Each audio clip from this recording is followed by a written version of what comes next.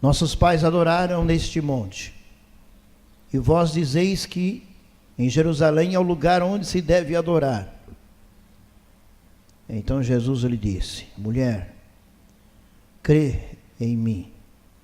A hora vem que nem neste monte, nem em Jerusalém adorareis o Pai. Vós adorais o que não conheceis. Nós adoramos o que conhecemos, porque a salvação vem dos judeus. Mas virá a hora, e de fato já chegou, em que os verdadeiros adoradores adorarão o Pai no Espírito e em verdade. Porque são esses os adoradores que o Pai procura. Deus é Espírito, e é necessário que os que o adoram, o adorem no Espírito e em verdade.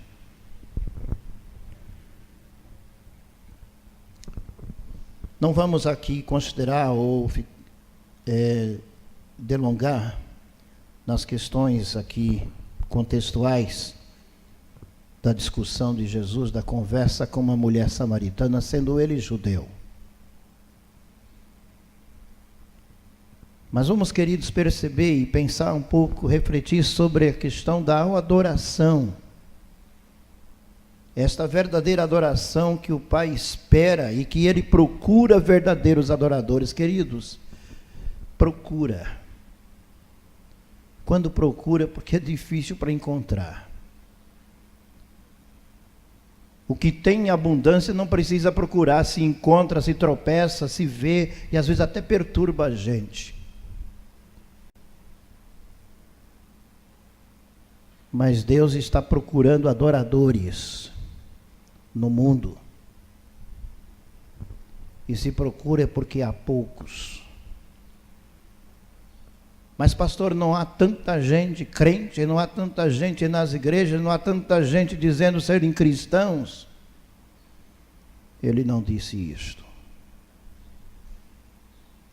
Ele não disse que Deus está procurando evangélicos. Ele está procurando adoradores.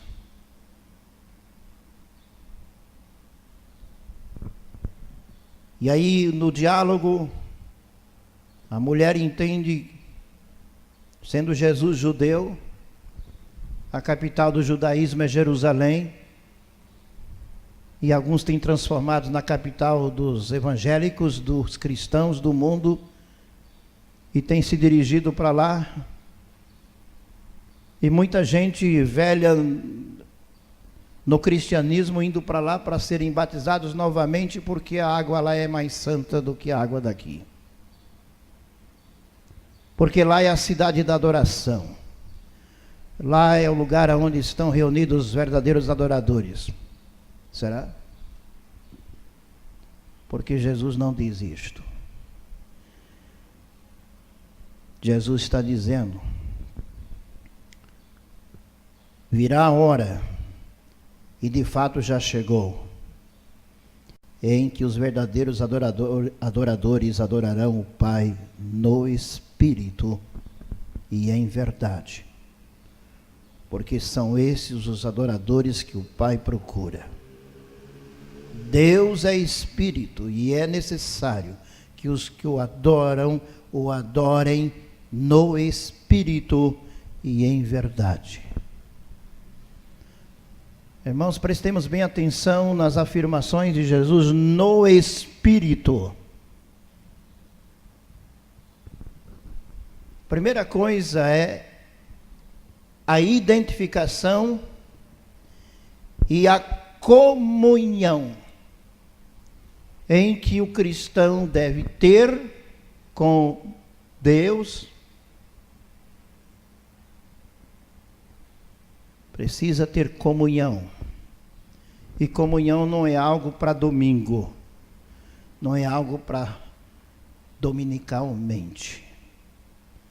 Irmãos, nós fomos formados num berço religioso cristão, e a maioria aqui batista, onde os dias de adoração é domingo. Nos programas de escola bíblica dominical e no culto de evangelismo à noite e na quarta-feira de oração. Os irmãos assembleanos aprenderam um pouco mais, reunir todas as noites para orar.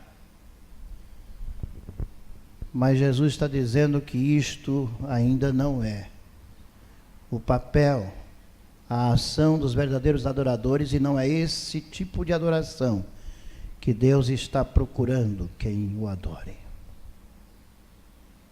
Porque, na verdade, o que Jesus está dizendo, quando Ele diz que nós devemos adorar no Espírito, Ele está dizendo que a verdadeira adoração, praticada pelo verdadeiro adorador, ele adora 24 horas por dia, 7 dias por semana, ininterruptamente.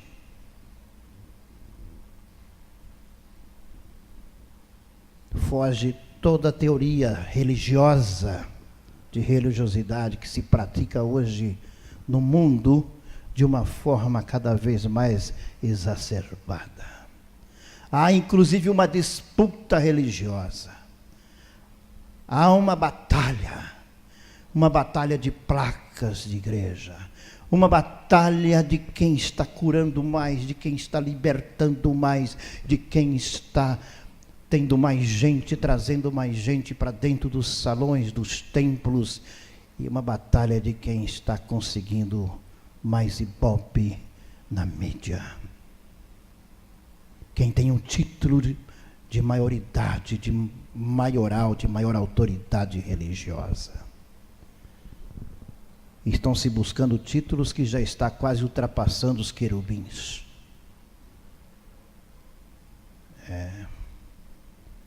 Estamos voltando ao tempo do patriarcado religioso. Já não bastou o papado, agora o patriarcado. O Salomão, o templo. Será que isto é o que Jesus está dizendo que o Pai está procurando? Será que no século 21 ele encontrou alguém que está sendo o verdadeiro adorador com tudo isso que está acontecendo?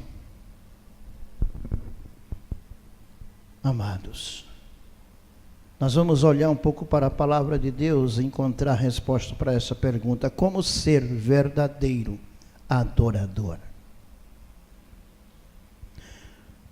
Em primeiro lugar, queridos, eu vejo que o verdadeiro adorador é alguém que decide seguir a Jesus. Se alguém quer vir após mim,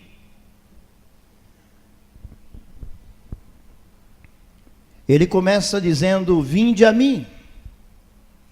Em Mateus 11, 28, vinde a mim todos os que estáis cansados e sobrecarregados, e eu vos aliviarei.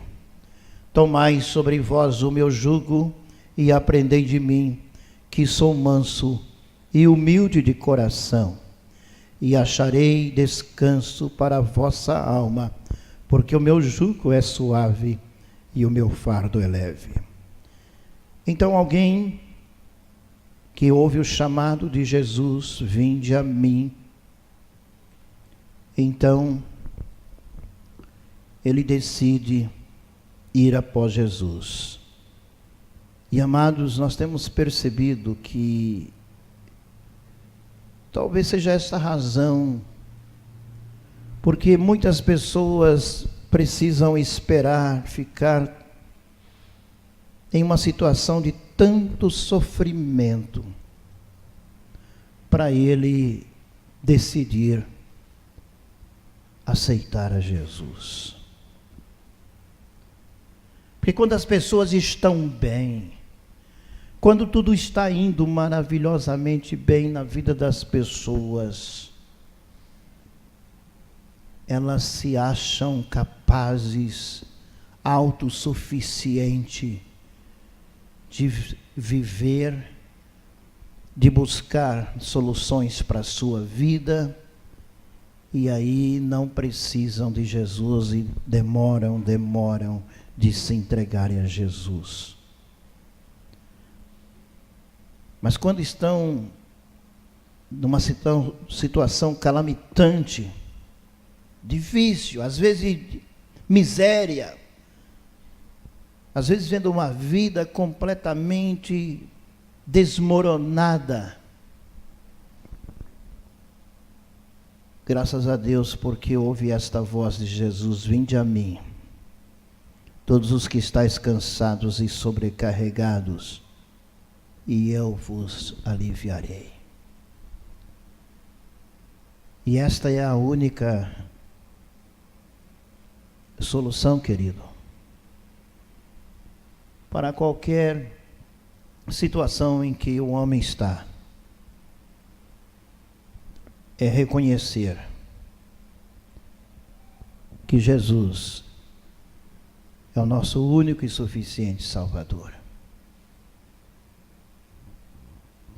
O texto da palavra de Deus que expressam as palavras de Jesus em João capítulo 14, verso 6, ele disse: eu sou o caminho, a verdade e a vida, ninguém vem ao Pai senão por mim.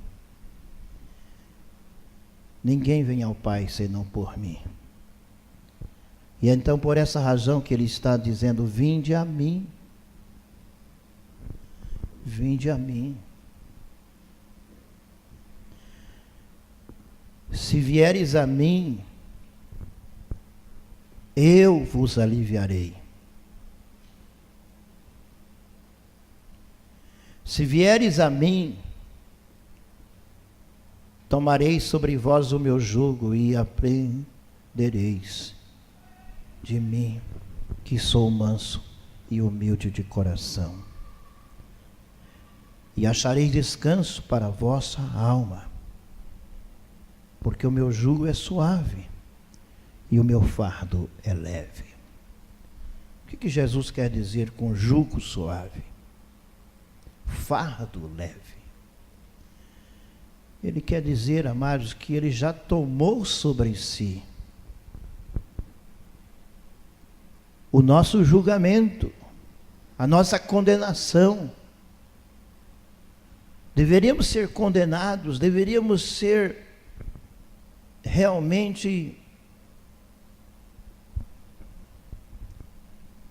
desprezados. A palavra é esta: desprezados pelo Pai. Porque o Pai, por justiça, jamais deveria nos salvar, jamais deveria enviar o seu Filho a este mundo. Por justiça, ele já teria acabado com o mundo logo quando apenas lançou Adão para fora do jardim. Mas ele não agiu por justiça, ele agiu por amor. E por amor ele enviou o seu Filho, como diz a palavra de Deus, porque Deus amou o mundo de tal maneira que deu o seu Filho unigênito, para que todo aquele que nele crê não pereça, mas tenha vida eterna. Por isso que ele está dizendo que o meu jugo é suave e o meu fardo é leve. Você apenas tem que seguir-me. Apenas tem que seguir-me. Tem que seguir a minha palavra. E é por essa razão que Jesus, então, aquele que quer vir a mim, em Lucas 9, 23 a 26, Jesus dizia a todos: se alguém quiser vir após mim, negue-se a si mesmo, tome cada dia a sua cruz e siga-me. Pois quem quiser preservar a sua vida, este a perderá. Mas quem perder a vida por amor de mim, este preservará. Que adianta o homem ganhar o mundo inteiro e perder-se ou prejudicar a si mesmo? Pois quando o Filho do Homem vier na sua glória e na glória do Pai e dos santos anjos, ele se envergonhará de quem se envergonhar de mim e das minhas palavras. aquele que quer vir a mim, tome cada dia a sua cruz. Negue-se a si mesmo, tome cada dia a sua cruz e siga-me. Queridos, Ele não está mandando você apanhar uma arma e dar um tiro na cabeça. Ele não está dizendo que você tem que isolar para um monte apenas para refletir e estar fazendo meditações, jejum e orações, ao ponto de morrer de fome.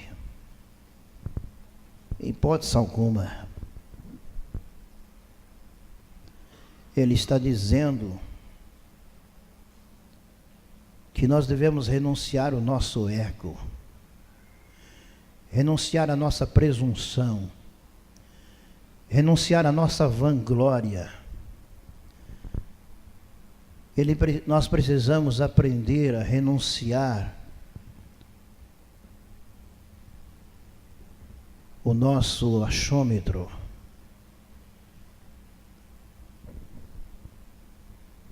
E entendermos que não sabemos nada, que sem Ele nada somos e nada podemos fazer. E a cada manhã renovar o nosso compromisso com Ele de fidelidade, de obediência, de ser um discípulo amado de Jesus, de ser um seguidor. Eis-me aqui, Senhor.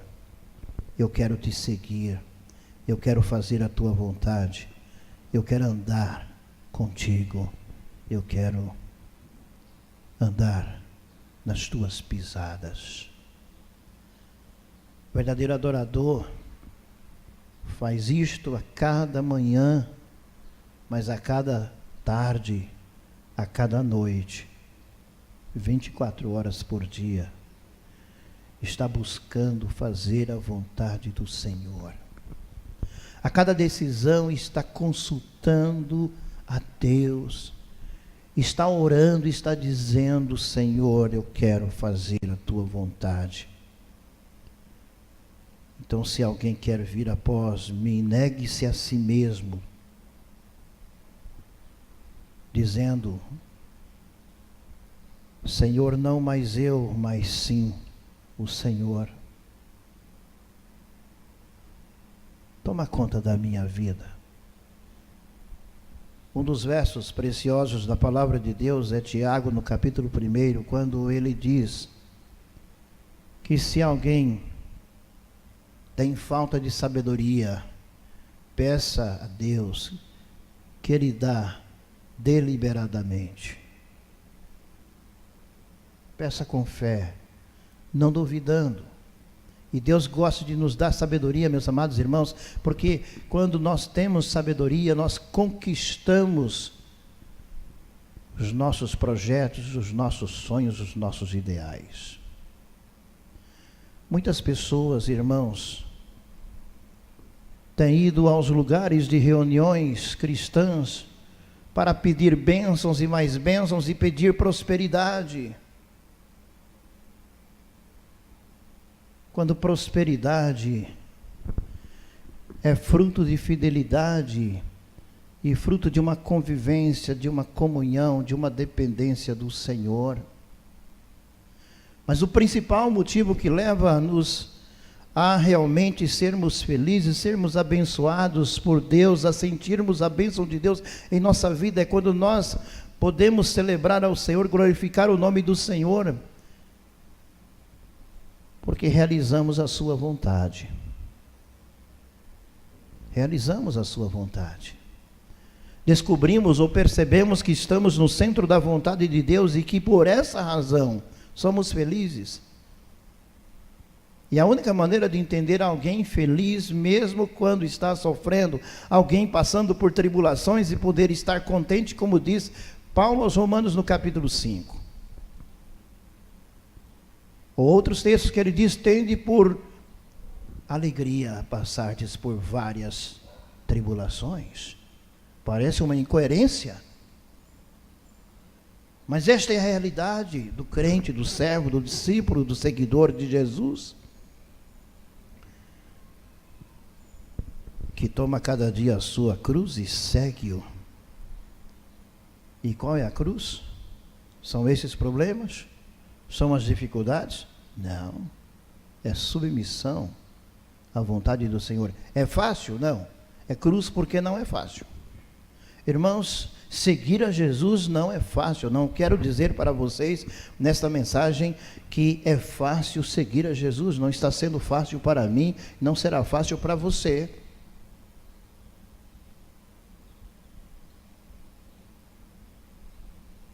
Não é fácil.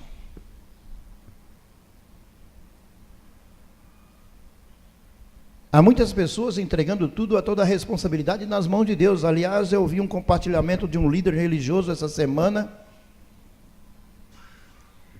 onde ele fala para as pessoas que as pessoas devem trazer suas contribuições ao templo. E em trazendo suas contribuições, elas estão obedecendo a Deus que manda trazer as contribuições. E você traz o seu dízimo, você traz a sua oferta, porque Deus mandou você trazer. E quando você trouxe, você vai chegar diante de Deus e vai dizer: ó Deus, o Senhor mandou trazer e eu trouxe.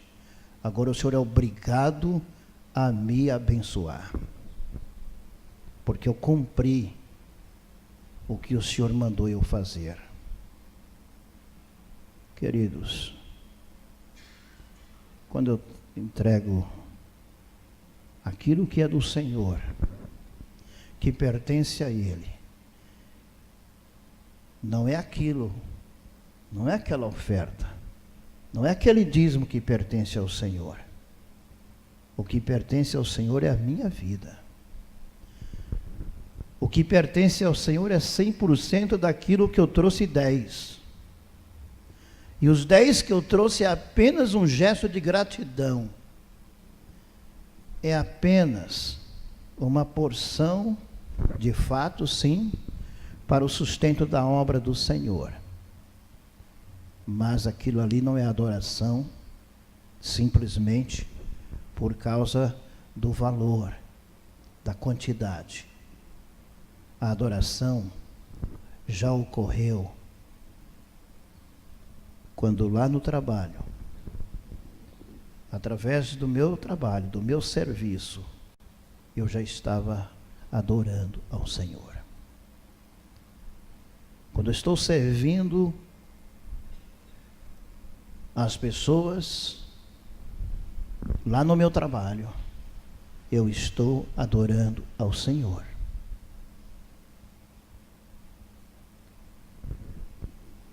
Eu preciso levantar para trabalhar. Eu estou indo, adorando, e para continuar adorando ao Senhor. Mas eu preciso retornar para descansar. Eu estou retornando e descansando para que amanhã eu volte a trabalhar. Em tudo isto, Deus está sendo glorificado. E por isso Ele vai me abençoando com saúde, com ânimo, com entusiasmo e com os recursos, resultados do meu trabalho. Mas além disto, queridos, nós fazemos parte do corpo de Cristo. E como parte do corpo de Cristo que somos, que é a igreja de Jesus, estabelecida neste lugar, e cada um lá onde você congrega, mas quando você sai do culto, você vai para casa, a igreja não fica, porque o que fica é o templo, é a tenda, é o salão de culto. Mas a igreja vai para casa, a igreja vai para casa, dividida em várias células, em vários lares, em várias famílias. E quando a igreja sai de casa e vai para o trabalho, a igreja está lá no trabalho. Em cada lugar em que nós estamos em adoração ao Senhor. Porque Deus não está dizendo que é aqui, ou é lá, ou ali, mas Ele procura adoradores que estão espalhados para todos os lugares, que o adorem em espírito e em verdade. E lá no seu trabalho, lá no meu trabalho, através da minha vida, do meu testemunho, das minhas ações e atitudes, o Senhor é glorificado, o testemunho de Jesus é dado, o Espírito Santo trabalha através da minha vida para que as pessoas sejam influenciadas ao Evangelho de Cristo, através da minha vida, através da sua vida. E é por isso que Ele acrescenta à igreja os que vão sendo salvos. E sabe de uma alegria que eu sinto no meu coração? É saber, amados irmãos, que o número de salvos, através do meu testemunho, do seu testemunho, não são as pessoas que são batizadas aqui, nesta igreja. Não. Quando nós contribuímos para missões, ou quando oramos pelos missionários e pela obra missionária, os missionários estão lá proclamando o Evangelho de Jesus e muitas pessoas estão sendo salvas. As pessoas estão sendo salvas porque você contribui, porque nós contribuímos e porque oramos pela obra missionária. Estamos fazendo missões através da nossa contribuição e de nossas orações, intercessões. Mas, amados irmãos, através do nosso testemunho, o seu, o meu, Deus pode alcançar pessoas e transformar vidas, mas vidas que possam estar indo para outras igrejas, vidas que você talvez nunca saberá que você foi o motivo dela ser salva por Jesus. É por esta razão que verdadeiros adoradores são encontrados por Deus, porque só Ele é capaz de identificar quem são os verdadeiros adoradores. Verdadeiros adoradores é a mesma coisa que dizer sobre a Igreja Universal de Cristo. Todo mundo que se diz evangélico, a gente tem a esperança que vai para o céu, que vai fazer parte da igreja que será arrebatada, ou fará parte daqueles que vão descer nas nuvens com aqueles que forem ressuscitados. Não sei.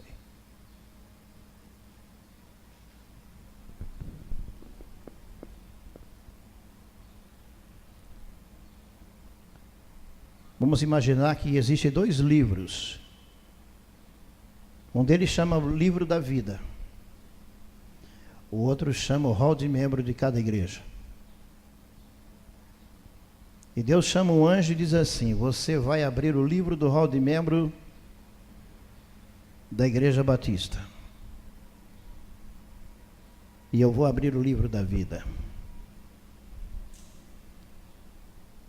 E de repente, no hall de membro vai ter nomes que não vão estar no livro da vida. E no livro da vida terão muitos nomes que não vão estar no hall de membro. Verdadeiros adoradores. Cabe a você e eu se colocar na presença de Deus e dizer: Senhor, eis-me aqui. Este alguém quero ser eu. Amados irmãos, não vale a pena ficarmos olhando aos outros e julgando as pessoas, mas o que vale é que cada um de nós nos apresentemos diante do Senhor como Zaqueu e como Mateus, Quando Jesus chamou Mateus, saindo dali, Jesus viu um homem chamado Mateus, que estava sentado na coletoria, e disse-lhe: segue-me. E ele se levantou e o seguiu.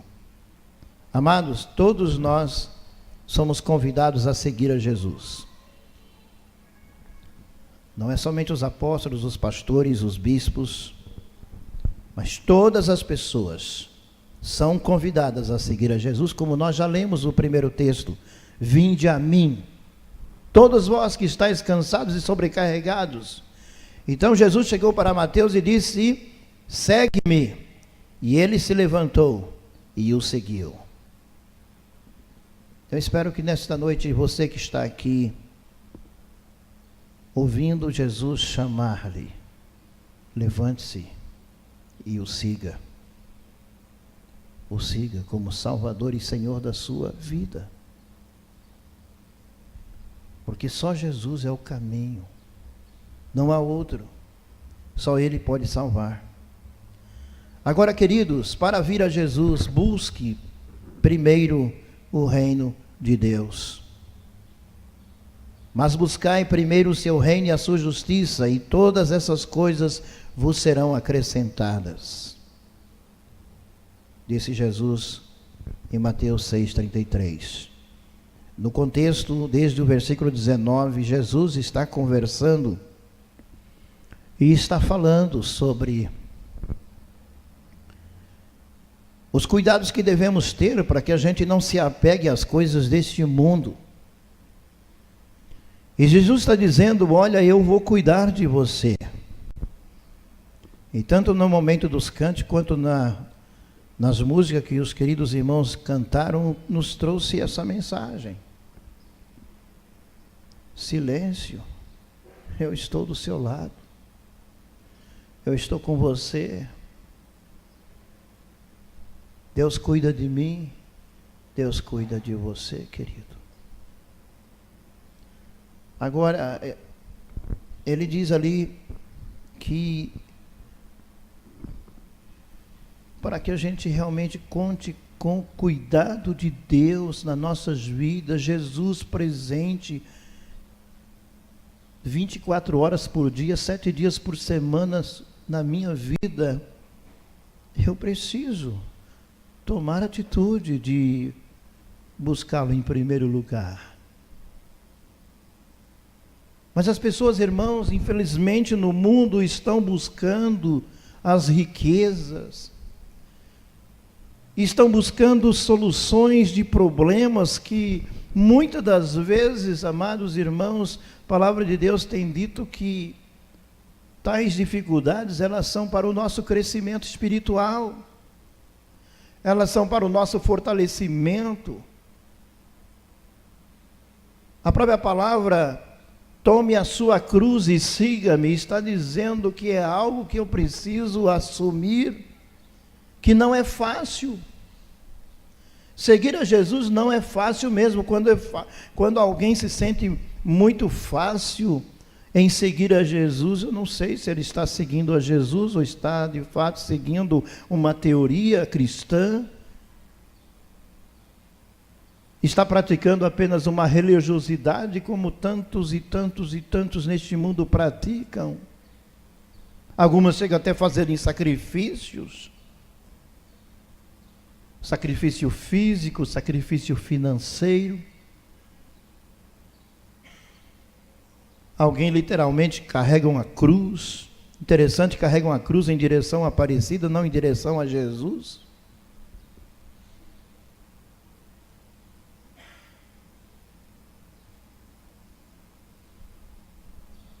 Mas não é essa cruz também que Jesus está dizendo. Ele está dizendo que nós devemos nos achegar a Ele mais e mais.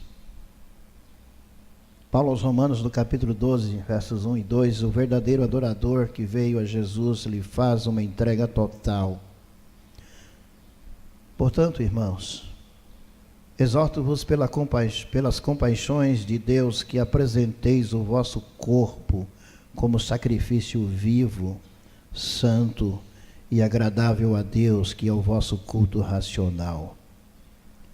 Não vos amoldeis ao esquema deste mundo, mas sede transformado pela renovação da vossa mente, para que experimenteis qual seja a boa, agradável e perfeita vontade de Deus. Você quer experimentar qual é a boa, perfeita, agradável vontade de Deus? Aqui a receita. Mas para isso, e é interessante a veemência com que Paulo, ele procura nos ensinar, aonde ele usa inclusive a palavra compaixão, ou em outras palavras que é muito comum a gente expressar um para o outro, pelo amor de Deus, irmão. Paulo está dizendo isso. Pelo amor de Deus, apresentem o vosso corpo como sacrifício vivo, santo e agradável a Deus. Então, irmãos, nós precisamos de uma vez por todas assumir o nosso papel de discípulo de Jesus.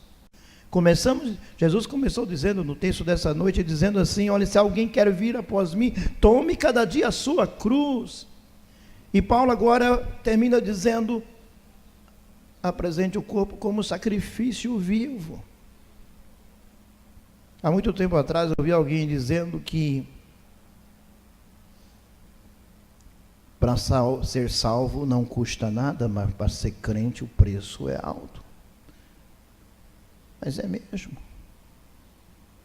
Porque nós assumimos um compromisso, amados irmãos, e nós temos uma missão a cumprir.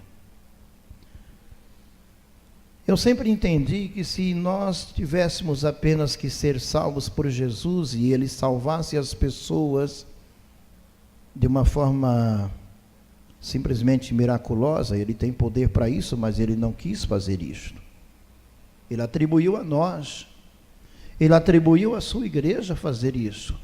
Ele disse à igreja: ide fazer discípulo de todos os povos, batizando em nome do Pai, do Filho e do Espírito Santo, ensinando-os a guardar todas as coisas que eu vos ensinei. E eis que eu estou convosco todos os dias até a consumação do século. Meus amados irmãos, isso para mim fala de serviço, isso fala de trabalho. Fazer discípulo é fazer filho.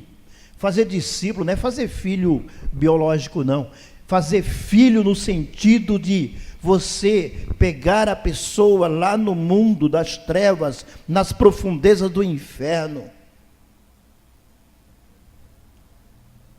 e tentar resgatá-lo, e trabalhar para resgatá-lo, e fazer realmente ir lá, como disse o pastor Edson Queiroz, tirar uma pessoa das garras de Satanás é como você tentar tirar um osso da boca de um cão,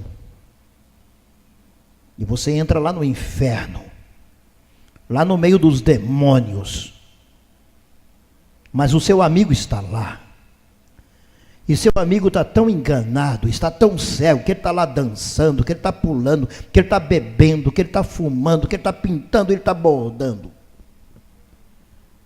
Mas Jesus disse que é para você ir lá, porque ele está perdido.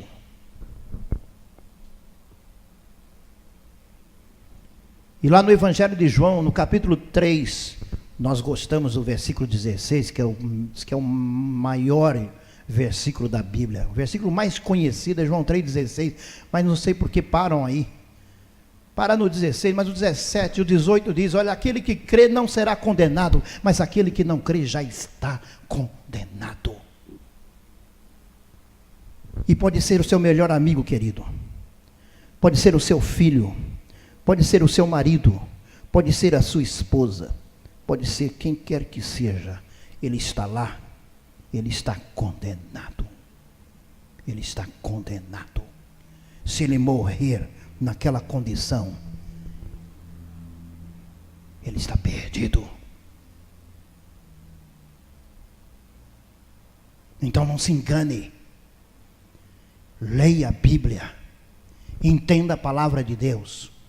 Só há uma maneira de resgatarmos aquela pessoa: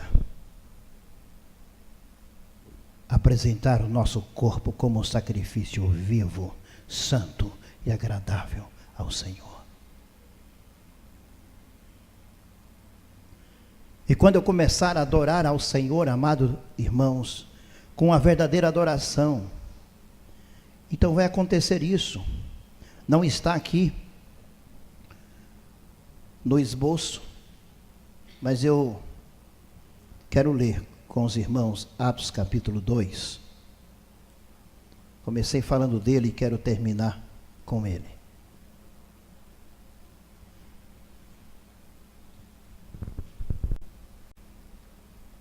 Vou começar do 37. Foi logo depois ali do grande movimento do descer do Espírito Santo sobre a igreja.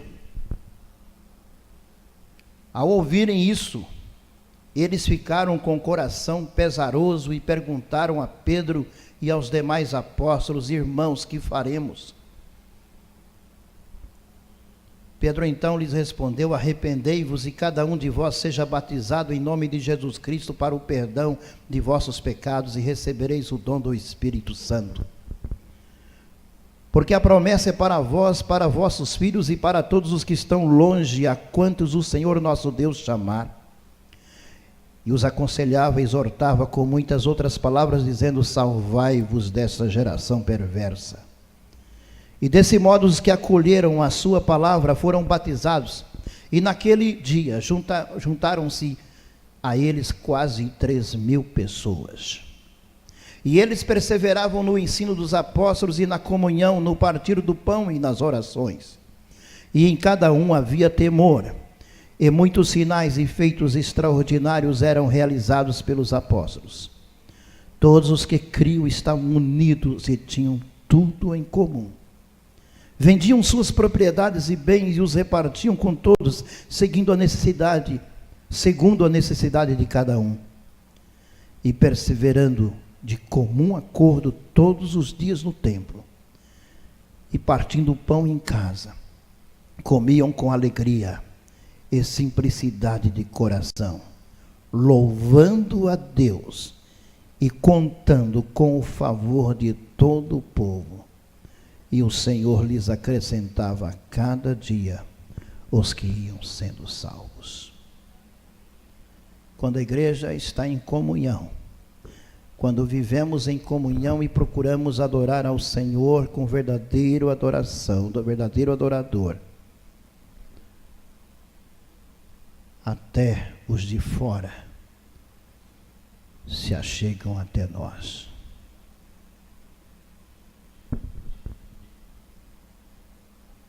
Pastor Carlito, hoje eu acessei já no primeiro culto, já estava entrando na mensagem, mas assisti ao segundo culto e ele começou dizendo: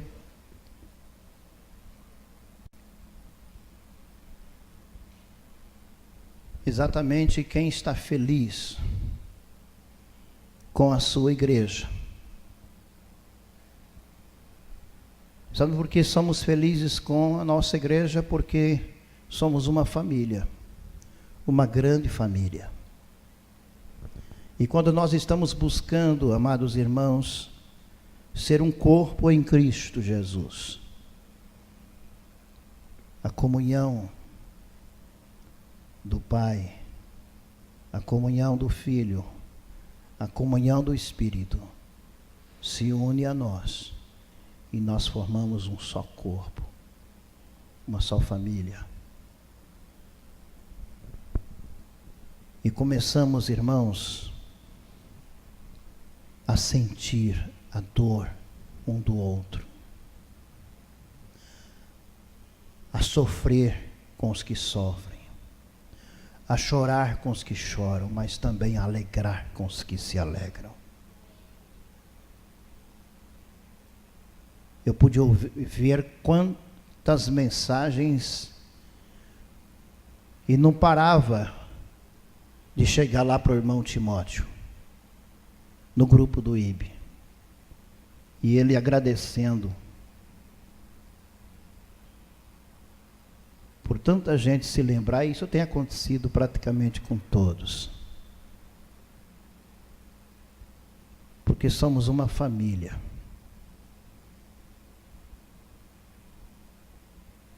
E é assim que devemos viver, amados, orando uns pelos outros, amando uns aos outros. Como verdadeiro adorador, você tem uma recompensa certa e segura. Olha o que Jesus termina dizendo aqui. João 10, versos 28 e 29. Dou-lhes a vida eterna, e jamais perecerão, e ninguém as arrancará da minha mão. Meu Pai, que as deu para mim, é maior do que todos, e ninguém pode arrancá-las da mão de meu Pai. Como família de Deus, somos ovelhas de Jesus. Somos irmãos de Jesus. Somos amigos de Jesus. O Evangelho de João, capítulo 1, versículo 11 e 12, diz: E veio para o que era seu, mas os seus não receberam. Mas a todos os quantos receberam, deu-lhes o poder de serem feitos filhos de Deus, a saber, os que creram no seu nome. Eu não tenho condições de dizer quem são os verdadeiros adoradores. Somente Jesus tem. Mas você também pode dizer se você é um verdadeiro adorador. Se você não puder fazer esta afirmação e dizer: Pai, como verdadeiro adorador que sou,